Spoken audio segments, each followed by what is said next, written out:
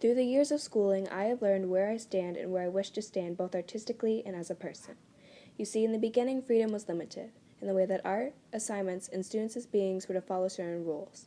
It was like being stuck in a room with no windows and very little moving space. But as the years passed, the room became bigger, and the walls became as clear as glass. To the point where there were no longer walls built by others, but a chance to find your limits and build your own. But in that moment, one can become afraid to move forward and get out there. Afraid to meet new people and see new things. Afraid to take that first step. Because the walls kept you in one place. They showed you where you stood and what you were to be. So who are you now without them? Who am I without them? Now, of course, I couldn't stand there looking like a fool as time continued to move on.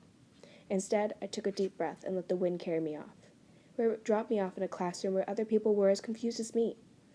And that was where I made my first connection, with a friendly giant who was too kind-hearted for his own good. He was the first piece of a group of unmatched parts that couldn't have fit any better together. And with each new situation I faced in school, I found another piece to add to the puzzle. We became the support for each other and discovered obstacles that it takes more than one person to beat.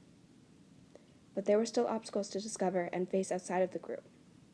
Where time was still flowing, paths were being created, and deciding where to go next in our lives was becoming a tad more important than before. But in order to make that decision, I had to know who I was as a person. So like any normal human being, I looked for what interested me. Through the assignments from my teachers, my school activities, or just anything that came my way. And eventually I found my path, and where I wish to stand in a few years to come.